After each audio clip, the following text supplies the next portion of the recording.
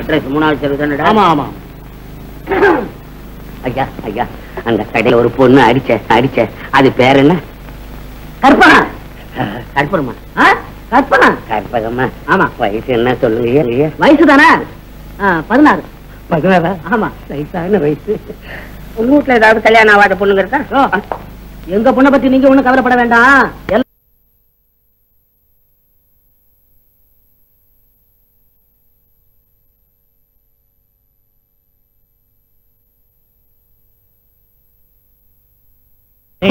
இங்க இருக்கு, அங்க வரவே இல்லையா? எங்க அங்க வந்தா புடிச்சுக்குவாங்க. என் கடை ஏதாவது வாங்கிருக்கேன்? இல்லைங்க, என் மேல அவளை பெரிய சின்ன தம்பி நல்லா ஆடிச்சுங்க. ஆமா, ஆடுறாங்க. ஏன் ஆட்டம் உங்களுக்கு பிடிக்காதா? கட்டின பொண்டாட்டி வீட்டுக்கு வந்தாளான்னு அந்த கவலையை காணும். ஊர்ல இருக்கிறவங்க எல்லாம் கவலைப்படுறாங்க. வாஸ்தவம் தான். நாளைக்கு நான் கிருஷ்ணாபள்ளி போறேன். அப்படியா? அப்படியே ராவ் பகதூர் பார்த்து அந்த பெண் பரீட்சை எல்லாம் எழுதி முடிச்சாச்சா, எப்போ இங்க அனுப்ப போறாங்க அப்படின்னு ஜாடமாடையா பார்த்து தெரிஞ்சுக்கிட்டோம். இவ்வளவு சொன்னா போதாதுங்களா? 2 நாள் தங்குறேன். ராவ் பக்தூர் என்னன்னு கேட்கிறேன். உங்களுக்கு விஷயத்தை 100 ரூபாய் செலவழிச்சு ஒரு பெரிய தஞ்சை அடிக்கிறேன். என்ன போயிட்டு வரதுக்கு செலவு 200 ரூபாய் ஆகும் போது. பணத்தை பத்தி ஏன் கவலைப்படு? சரி, காரியத்தை வந்து வாங்கிக்கிறேன். போயிட்டு வரேன்.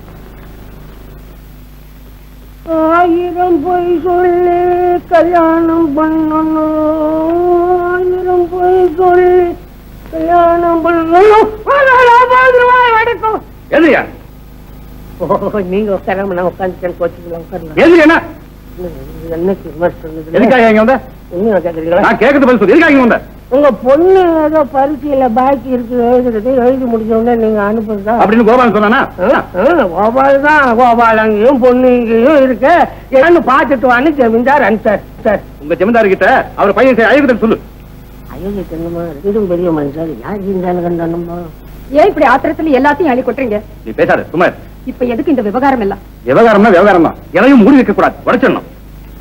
இந்தாயா, இந்த லெட்டரை படிச்சு பாரு. இதனால என்னென்ன விபரீதம் உண்டாக போகுதோ. வர்றது வரட்டும், அதை பத்தி எனக்கு கவலை இல்ல. இந்த ராவபோதூர் யாருங்கிறது இந்த ஜமீன்தார் தெரிஞ்சுக்கணும். அல்லோ அடப்பாதி ராஜ்வாடா படிக்காதவன், எம்ஏ டிகிரி வாங்கினவனாச்சு, சூதுவாது தெரியாத சாது, பட்டணமாச்சு தங்க அவனை போய் மோரட குடிகார பையன் எழுதி வச்சிருக்கானே. எந்த முட்டா பையமாவும் எழுதுறது? வேற எவையா எழுதுவான்? அந்த கோபால் தான். என்ன லாபம் எழுதுவாள்? புரியாம பேசுறீங்க. அண்ணன் மேல தம்பிக்கு என்ன உயிர் இப்படி எழுதுவானோ? எல்லாம் வேஷம். அவன் என் பொண்ணை பார்த்த உடனே அண்ணனை மறந்துட்டு தானே கல்யாணம் பண்ணிடலாம்னு தந்திரமா இப்படி செய்திருக்கான். கொஞ்ச நேரம் பேசாம இருங்களேன். இப்ப என்ன ஆயிடுச்சு? இனிமே என்ன ஆக வேண்டியிருக்கு? இனிமே தான் எவ்வளவோ ஆக வேண்டி இருக்கு. இதையெல்லாம் 6 அமரை யோசிச்சு செய்யணும். ஐயா, நடந்தது நடந்து போச்சு. கை தவறி விழுந்த பாத்திரம் உடைஞ்சு போகல, கொஞ்சம் நசுங்கி போச்சு. அதை தட்டி அழகாக்க வேண்டிய பொறுப்பு உங்களுக்கு தான். என்ன அழகா சொல்றீங்க அம்மா. நான் இது வரைக்கும் 1000 கல்யாணம் பண்ணிருக்கேன். ஒண்ணுல கூட ஒரு சிக்கல் ஏற்பட்டது இல்லம்மா. ஆனா அதெல்லாம் சின்ன இடம், இது கொஞ்சம் பெரிய இடம். இதுல என்னமோ ஒரு சிக்கல் விழுந்துடுச்சு. என்ன செய்யணுமோ சொல்லுங்க, நான் செய்யறேன். காதும் காதும் வச்சாப்புல இதெல்லாம் நம்மோட இருக்கட்டும். நீங்க எப்படியாவது மீனாவோட புருஷனை சமாதானப்படுத்தி நீங்க அனுப்புங்க. நாங்க எதையும் கண்டுக்காம பொண்ணு அவரோட அனுப்பி வச்சிடறோம். அழகான யோசனை. இந்தாயா, இனி என் பொண்ணு அந்த வீட்டுல எடுத்து வைக்காது. இந்த லெட்டரை கொண்டு போய் ஜமீன்தாருக்கு காட்டு. வருவாய், அவசரப்படாதே, பதறாத காரியம் எழுதியா? நீ எனக்கு புத்தி சொல்லு. பார், இந்த லெட்டரை கொண்டு போய் ஜமீன்தாருக்கு காட்டாம ஏதாவது பித்தலாட்டம் பண்ண உன்னை கட்டி போட்டு ஊற்றி விட பார். உங்க குடும்பத்துல உண்டாகிற கோளாறுக்கு நம்மள கட்டி போடுறாரு. இதெல்லாம் அக்கம். இப்படி மொட்டை கடதாசி எழுதுற துரோகிகளும் உலகத்துல இருக்காங்க. இந்த மாதிரி ஆளுங்கதாமா நாட்டிலே போய் எக்கச்சக்கமா இருக்கிறாங்க. அது யாருன்னு உங்களுக்கு தெரியுமா? நான் எப்படியுமா ஒருத்தரை சொல்றது. ஆனா ராவ் பகதூர் ஒரு ஆளை சொல்றாரு. யாரு? உங்க விரலை கொண்டு உங்க கண்ணை குத்த நான் விரும்பலீங்க. சும்மா விளங்க முடிய சொல்லுங்க. சொன்னா உங்களுக்கு வேதனை, சொல்லலைன்னா அந்த என் மேல பாய்வான். தர்ம சங்கடம் என் வேலை. பரவாயில்ல, தைரியமா சொல்லுங்க. இந்த மொட்டை கடைசி எழுதினதே உங்க கோவாடா. கோபால் என் பிள்ளையா? இருக்காது, இருக்கவே இருக்காது. இதை நான் நம்பவே மாட்டேன். நானும் தான் நம்பல. ஆனா ராவ் பகதூர் என்ன சொல்றாரு தெரியுமா உங்களுக்கு? கோவால பொண்ணு பார்க்க போன போது அந்த பொண்ணை தானே கட்டிக்கலான்னு முடிவு செஞ்சு இப்படி ராஜு மேல கடிதாசி எழுதி இருக்கிறாராம். இது தெரியாம ராவ் பகதூர் ஏமாந்து போய் பொண்ணை கோவாலனுக்கே கொடுத்துட்டாராம். அப்படியா? இது மட்டுமா? பொண்ணு பார்க்க போன இடத்துல இவர் பெரிய பிஏ படிச்சவர் மாதிரி ஸ்டைலா இப்படி நின்னு பார்த்தாராம். முதல் நாள் ஏதோ பொண்ணு கிட்ட எக்கச்சக்கமா முரட்டுத்தனமான வார்த்தைகளை விட்டுருப்பார் போல இருக்கு. மருவுக்கு போன இடத்துல தன் புட்டு எங்க வெளியாயிடுமோ சொல்லாமே ஓடி அனுப்பிட்டாராம். அதான் இந்த பையன் தனியா வந்துட்டான். கேட்டதுக்கு மீனாவுக்கு பரீட்சைன்னு சொன்னானே, இப்பதான் புரியுது. இந்த லெட்டரை பார்த்த பிறகுதான் ராஜு வேண்டாம்னு கோபாலைய மாப்பிள்ளையாக்கிக்க ராவ் பகதூர் தீர்மானம் பண்ணிருக்கார். இவ்வளவு செய்துட்டு ராஜு கல்யாண விஷயத்துல அக்கறை உள்ளவங்க மாதிரி நடிச்சு எல்லாரும் ஏமாத்திட்டான அயோக்கிய பையன். அப்படி சொல்லாதீங்க. என் வயித்துல பிறந்தது ஒரே ஒரு பிள்ளை. அவன் படிக்காதவன் சொல்லுங்க, ஒத்துக்கிறேன். ஆனா அயோக்கியன்னு யார் சொன்னாலும் நான் ஒத்துக்கவே மாட்டேன். எந்த ராஜுவை தன் கூட பிறந்த அண்ணன் போல பாதிச்சு அவன் மேல உயிரையே வச்சிருக்கானோ அந்த ராஜுவை பத்தியா இப்படி எழுதணும்? கையில கடுதாசி இருக்கு, இதை விட வேற என்ன ஆதாரம் வேணும் உனக்கு? சொல்லுயா. இது பெரிய இடத்தையும் மேட்டர். இதுல இன்டர்வியூ நான் பண்ண கூடாது. என் எலும்பை என்னடிவங்க, எனக்கு ஒரே குழப்பமா இருக்கு. நான் வீட்டுல போய் தூங்குறேன். மங்களம் மங்களம் கோபால் வரேங்க. பரீட்சை முடிஞ்சதுக்கு அப்புறம் மீனா அனுப்புறதா ராவ் பகதூர் சொன்னாரா? என்னடா முடிக்கிற? ஆமா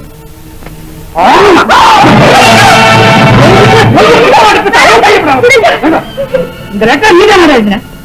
என்ன பாக்குறேன்? இந்த லெட்டர் யார் எழுது? உண்மையை சொல்லு. இந்த கடிதாசி எழுதுறது நீதானே? பாருடா, நல்லா பாருடா. ராஜுவை பத்தி இந்த மொட்டை கடிதாசி எழுதுறது நீதானடா? நீதானடா எழுதுன? ஒண்ணுமே புரியலையே. அண்ணனை பத்தி நான் எழுதுறதாவது ஒன்னை தவிர வேற எவனுக்கு நான் இந்த தைரியம் வரும்? உண்மையை சொல்லு. அண்ணன் மேல ஆணையா சொல்றதான் எழுதுறா. அவன் மேல ஆணை எடுத்து நீ யாரா? நான் கட்டிக்க வேண்டிய பெண்ணை உனக்காக விட்டு கொடுத்த தியாகிடாம. அதனால அவனுக்கு நல்ல மனைவி வாச்சு. துரோக புத்தி உள்ளவன். அதனாலதான் உனக்கு இப்படி ஒரு மனைவி வாச்சு. உன் வாழ்க்கை பாலவரமா? அப்போ என்ன ஒண்ணு சொல்லாதீங்க. கையாளி அதை கொண்டுடுங்க. உன்னை நீயே கொண்டுட்டு அப்புறம் நான் என்னடா உன்னை கொள்றது? ரோகி குடும்பத்துக்கே கலங்கத்தை உண்டாக்கி மோத்த பார்க்க எனக்கு பக்கமா இருக்கிற.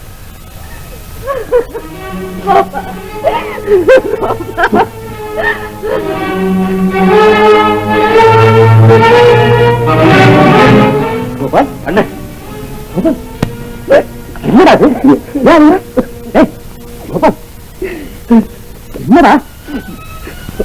நீ எனக்கு யார்? ஏன் அப்படி கேட்கிற? கேட்டதுக்கு பதில் சொல்லு. நீ எனக்கு யார்?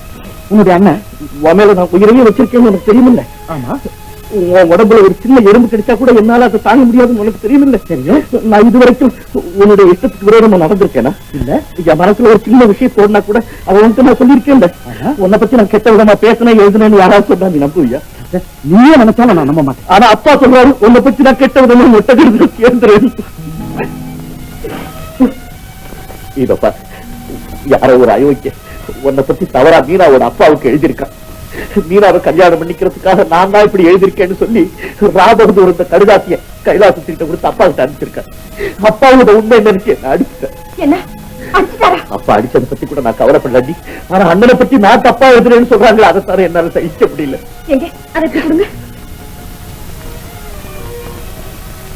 என்னங்க கல்யாணத்துக்கு முந்தி நீங்க என்ன பெண் பார்க்க வந்துட்டு போனதுக்கு அப்புறம் உங்க தம்பியை பத்தி இதே மாதிரி ஒரு மொட்டை கடிதாசு எங்க அண்ணனுக்கு வந்தது. அப்படியா? ஆமா. அந்த கடிதாசுல இருந்த அதே விஷயம் தான் இதுலயும் இருக்கு. பேரு தான் வித்தியாசம். அதுல உங்க பேர் இருந்தது, இதுல இவங்க பேர் இருக்கு. உங்க ஒற்றுமையை கெடுக்கணும், நம்ம குடும்பத்துக்கு கெட்ட பேர் உண்டாக்கணும்னு யாரும் திட்டம் போட்டு செய்திருக்காங்க.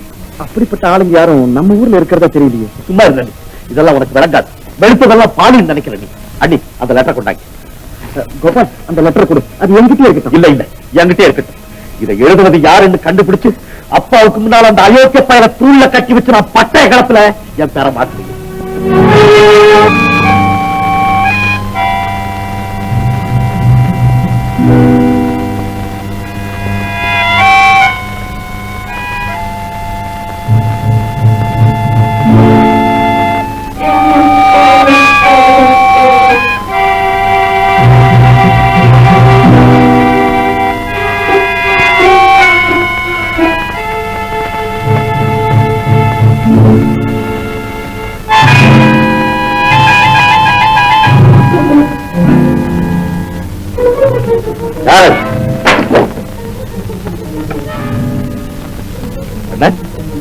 நீயா? ஆமா கோபால் நான் தான். நேரத்துல எங்க வந்த? ஒண்ணும் இல்ல, உன்னை பார்த்துட்டு போலான்னு வந்தேன். வந்துட்டு அங்கே என்ன பண்ற? ராத்திரில தூக்கம் வரல, ஏதோ புத்தகம் எடுத்துட்டு போலான்னு வந்தேன். ஏது புஸ்தகம்? எல்லாம் ஒரு ரூம்ல இருக்கு. ஆமா, இருட்டுல வழி பெயர் வந்துட்டு போட்டுருக்கேன். எழுத்து விட்டுருந்தா நான் எடுத்து கொடுக்குறேன். இல்ல இல்ல, உன்னை ஏன் டிஸ்டர்ப் பண்ணா நீ சொல்லுப்பா.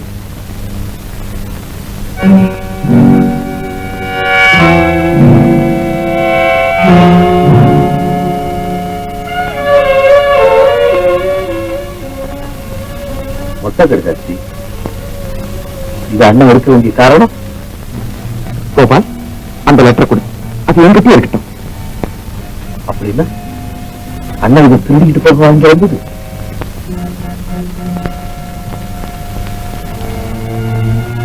கோபால், ராஜு எந்த நேரத்துல ஏன் வந்துட்டு போறான்? சும்மா வந்துட்டு போறான். அதெல்லாம் கையில இதான் அந்த மொட்டை கிடையாது. அதான் பாக்கல கொடுக்கும். நீ பார்க்க வேண்டாம், சும்மா கொடுப்பா. எனக்கு தெரியாம இதை எடுத்துட்டு போலான்னு அண்ணன் வந்திருக்கிறார். ஏன்னு எனக்கு புரியுது. தம்பி, இது ராஜுவோட கையெழுத்து மாதிரி இருக்கு. நீ ஒரு பைத்தியம். ஆமாப்பா, ராஜு பட்டணத்துல படிச்சுட்டு இருக்கும் போது உங்க அப்பாவுக்கு எழுத கடிதாசியம் நான் பார்த்திருக்கேன்.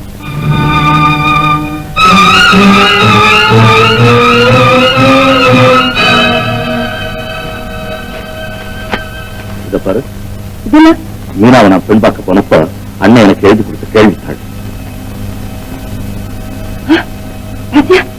ரெண்டு கையெழுத்து ஒரே மாதிரி சந்தேகமே இல்லை, இது அவன் எழுதுதான்.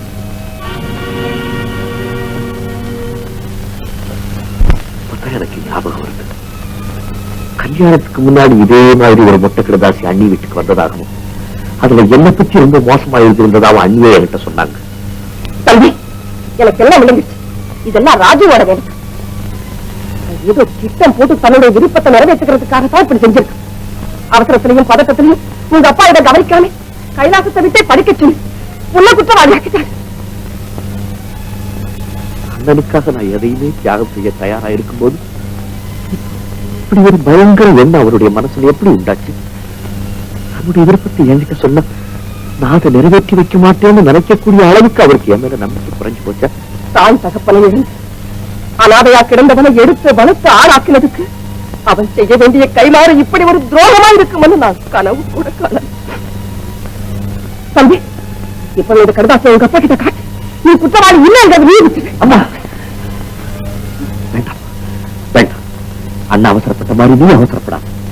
அண்ணனுடைய அவசரத்தினாலே கேவலம் நான் தான் பாதிக்கப்பட்டேன். ஆனா உன்னுடைய அவசரத்தினால நம்ம குடும்பமே பாதிக்கும். உன்னுடைய வாழ்க்கை அநியாயமா பாதிக்கப்பட்டதும் இல்லாம உனக்கு கெட்ட பேரும் உண்டா இருக்கிறத பார்த்து நான் எப்படியப்பா சகிச்சுக்கிட்டு இருக்க முடியும்? அம்மா, கெட்ட பேர் வந்ததுன்னு வந்துட்டு அது என்னோட போகுது.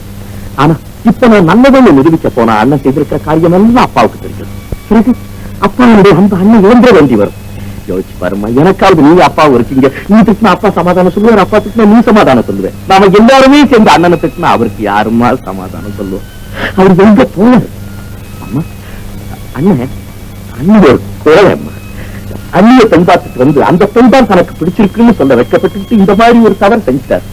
ஆனா இதனால நான் பாதிக்கப்படுவேன் தெரிஞ்சிருந்தா நிச்சயமா அவர் செஞ்சே இருக்க மாட்டார். செஞ்சே இருக்க மாட்டார். இல்ல கோபா, நீ 1000 சமாதானம் சொன்னாலும் நான் கேட்க மாட்டேன். உங்க அப்பா கிட்ட இதை காட்டி என் வயசுல பிறந்த பிள்ளை உத்தமனை நிரூபிச்சாதான் எனக்கு ஆறுதல் கிடைக்கும். அதுவரையில என் மனசுக்கு நிம்மதியே கிடைக்காது. அம்மா, நான் சொல்றது உனக்கு ஒரு மகை இல்லையேங்கிற குறைய அண்ணி தீர்த்து வச்சிருக்காங்க. அவங்களுக்கு நீ தாய் மாதிரி, எனக்கு அவங்க தாய் மாதிரி. ஒரு தாய் தன் மகன் கிட்ட காட்டுற பாசத்தை விட எத்தனையோ மடங்கு அதிகமா அவங்க என்கிட்ட பாசம் காட்டுறாங்க. அந்த அண்ணியும் அண்ணனும் சந்தோஷமா இருக்காங்க, அதை நாம கெடுக்க வேண்டும். ஒற்றுமையா இருந்த குடும்பத்துல இப்படி ஒரு குழப்பம் ஏற்பட்டுச்சுன்னு வெளியே தெரிஞ்சா எல்லாரும் நம்மள கேவலமா பேசுவாங்க. அம்மா, கேவலமா பேசுவாங்க. உன் கையை பிடிச்சு கேட்டுக்கிறேன், அண்ணன் மேல கருணை காட்டுமா. யாருக்கு கருணை காட்டு? என் பிள்ளையோட பிள்ளையா சேர்த்து நிலாவை காட்சி சோறுட்டின என் வயிற்ற நெருப்படி கொட்டி என் வாழ்க்கையையும் பாராட்டின அந்த பாவிக்கு நான் கருணையே காட்ட. தாயுள்ளத்தின் தவிப்பு துடிப்பு எனக்கு நல்லா தெரியுமா, நல்லா தெரியும். இருந்தாலும் சொல்றேன், இந்த விஷயம் வேற யாருக்காவது தெரிஞ்சது அப்புறம் நீ மீன் பார்க்க முடியாது. உன்னுடைய பெருந்தன்மைங்கிற பெரிய போட்டு உண்மையை மறைச்சு என்ன தர்ம சங்கடமான நிலைக்கு ஆளாக்கிட்டே. சித்தப்பா, டாக்டர் எதுக்கு வந்துட்டு போறாரு? கோபாலுக்கு உடம்பு சரியில்லப்பா. ஏன்? ஜுரம். அவனுக்கு ஜுரம் மட்டும் மாறும், இன்னும் என்னென்ன வரப்போகுது. அப்படி சொல்லாதீங்க சித்தப்பா. நடந்ததெல்லாம் தம்பியை என்கிட்ட வந்து சொன்னான். உங்ககிட்ட என்ன சொல்லியிருப்பான்னு எனக்கு தெரியும். உன்னை பத்தி நான் அந்த முட்டை கடுதாசி எழுதலன்னு பொய் சத்தியம் பண்ணிருப்பான். அதை நீ நம்பி வைத்தியார பிள்ளை பண்ணி. சித்தப்பா, தம்பி ஒரு காலம் என்னை பத்தி அப்படி எழுதிருக்க மாட்டான்.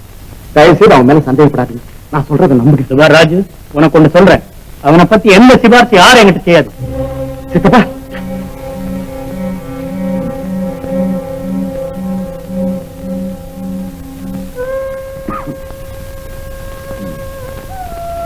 கோபால் கோபால், டெம்பரேச்சர் அதிகமா இருக்கு. கோபால், இதுக்கெல்லாம் காரணம் எனக்கு நல்லா தெரியும். நீ இந்த லெட்டரை பத்தியே நினைச்சு மனசை படைச்சுக்கிட்டு இருக்க. அதைத்தான் நீ எழுதுன நான் சொல்லிட்டேனப்பா. நீ சொன்னா மட்டும் போதுமா? அம்மா, அப்பா கிட்ட கூட நான் சொல்லியிருக்கேன்.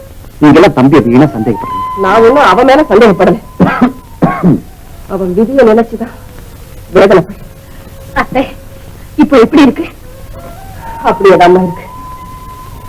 டாக்டர் மருந்து கொடுத்திருக்க. அம்மா, நீங்க ஒண்ணும் கவலைப்படாதீங்க. தம்பியை சீதா கவனிச்சுப்போ. நீங்க போங்கம்மா. வீணா அவனுக்கு என் சிரமம் கொடுக்க. இதுல எனக்கு என்ன சிரமம் இருக்கு? அதானே சீதா, தம்பியை கவனிச்சுக்க. நான் வரேன் கோபால்.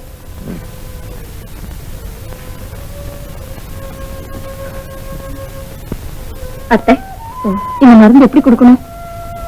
இத 4 மணிக்கு ஒரு தடவை, அந்த மாத்திரை 2 மணிக்கு ஒரு தடவையும் கொடுக்க சொன்ன.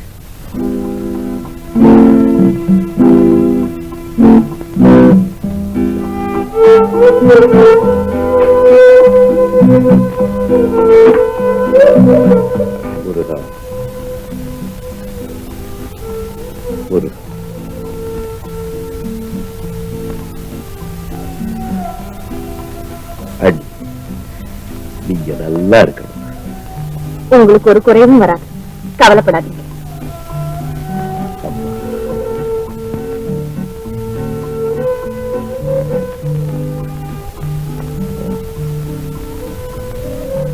அண்ணி,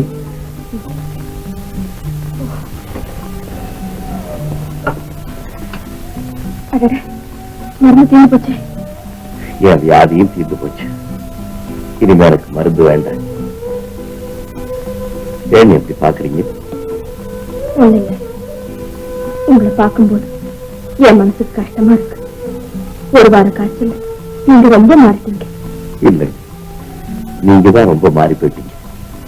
ஒரு வாரமா சரியான சாப்பாடு இல்லாம ராப்பகலா கண்ணு முடிச்சிருக்கீங்கன்னு உங்க முகத்தை பார்க்கும் போதே தெரியும்.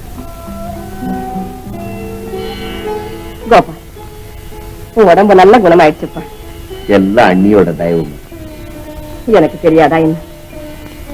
சீதா, உன் முகத்தை பார்த்துதாமா என் மனசுல இருக்கிற துன்பங்களை எல்லாம் மறந்து என் கூர்மையே அடக்கி வச்சிருக்கேன். நீ மத்தவங்க மேல வச்சிருக்கிற அன்பு, உனக்கு தெரியாமலேயே உன்கிட்ட இருக்கிற சிறந்த குணம், இதுகளுக்கு பரிசா உனக்கு என்ன கொடுக்கறதுன்னு எனக்கு தெரியும். அம்மா, அந்த பீரோவில் இருக்கிற வைரமாலை எடுத்துக்கொண்டு அந்த அண்ணிக்கு ஆகட்டும்பா. அதெல்லாம் எனக்கு எதுக்கு? மறுக்காது.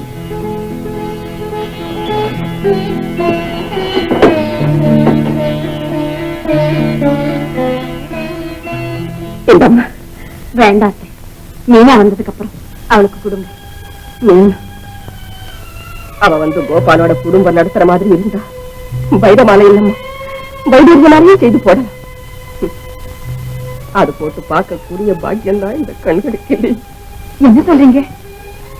சீதா, கோபால் படிக்காதவன், அவ புருஷனா இருக்க தகுந்தவன் இல்லையா? அவனை ஏமாற்றி கல்யாணம் பண்ணிக்கிட்டான். அதனால இனிமே இங்க வரவே மாட்டான். கோபாலோட அப்பாவும் பிடிவாதமா இருக்காரு. அவங்களும் தானா பொண்ணு அனுப்புற வழிய காணும். நான் ஒருத்தி என்ன செய்வேன்? கல்யாணமாகியும் பிரம்மச்சாரியா இருக்கிற என் பிள்ளைய பார்த்து பார்த்து வேதனைப்படுறேன்.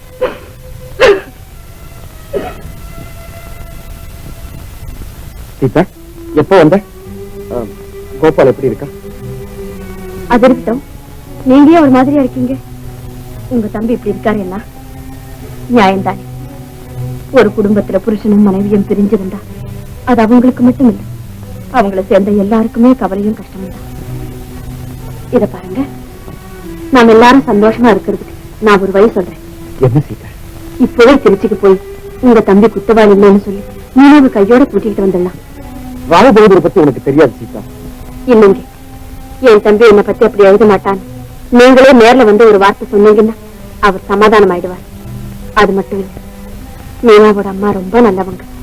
கல்யாணத்துக்கு அவங்க இங்க வந்திருந்தப்போ மீனாவை உன் தங்கச்சி மாதிரி நினைச்சு அவளை கவனிச்சுக்க வேண்டியது உன்னுடைய பொறுப்புன்னு என்கிட்ட சொல்லிட்டு போயிருக்காங்க. அவங்க அப்படி சொல்லியிருக்கும் போது அந்த பொண்ணு விஷயத்துல நாம அக்கறை இல்லாம இருக்கலாமா? போயிட்டு வரலாங்க. சரி. மீனா, சௌக்கியமாமா? ஏதோ இருக்கேன். எங்க இவ்வளவு தூரம்? உன்னை பார்க்கதான் வந்தேன். நான் நல்லா தானே இருக்கேன். உன் கணவருடைய நிலைமை நல்லா இல்லம்மா. என்னம்மா? நீ இல்லாம பைத்தியம் பிடிச்ச மாதிரி இருக்காரு. அவர் செஞ்ச பாவத்துக்கு பைத்தியம் மட்டுமா பிடிக்கும்? அப்படி சொல்லாதம்மா. வியாதியில விழுந்த கணவர் குணமாகணும்னு வேண்டிக்கிட்டு அவர் கட்டின தாலியே கடவுளுக்கு காணிக்கையா செலுத்துற புனிதமான பெண்ணினத்துல பிறந்த நீ இப்படி சொல்லலாமா? மீனா, உன் கணவரை பத்தி நீ சரியா தெரிஞ்சுக்கலம்மா. அவர் படிக்காதவரு, நாகரிகம் இல்லாதவரு, 4 பேரோட பழக தெரியாதவர். இதை தவிர அவரை பத்தி நான் வேற என்ன தெரிஞ்சுக்க முடியும்? படிச்சா மட்டும் போதுமா? படிச்சதுனால தனி பெருமையும் படிக்காததுனால கேவலமோ வந்துட போறதில்லை. நல்ல பேரும் கெட்ட பேரும் அவங்கவுங்க நடத்தையை பொறுத்துதாமா உண்டாகும். அது எனக்கும் தெரியும். எப்படியோ நீங்க கொடுத்து வச்சவங்க, அந்த பெருமையில என்னென்னமோ பேசுறீங்க. இல்லம்மா, நீ நினைக்கிறது தவறு. கல்யாணமான ஒவ்வொரு பெண்ணும் கொடுத்து வச்சவதான். கணவர் தன்னை தொட்டு தாலி கட்டினவருங்கிற ஒரே ஞாபகத்தோட பார்த்தா மட்டும் போதும். ஏன் வழக்கிட்டே போறீங்க? இப்ப உங்களுக்கு என்ன வேணும்? வேற என்ன வேணும்? இந்த விளக்க கொண்டு போய் அந்த வீட்டுல எரிய வைக்கணும். இந்த விளக்கோட வெளிச்சத்துல இருக்க அந்த வீட்டுல உள்ளவங்களுக்கு கொஞ்சம் கூட தகுதி இல்லை. ஏம்மா இப்படி எல்லாம் பேசுறேன்?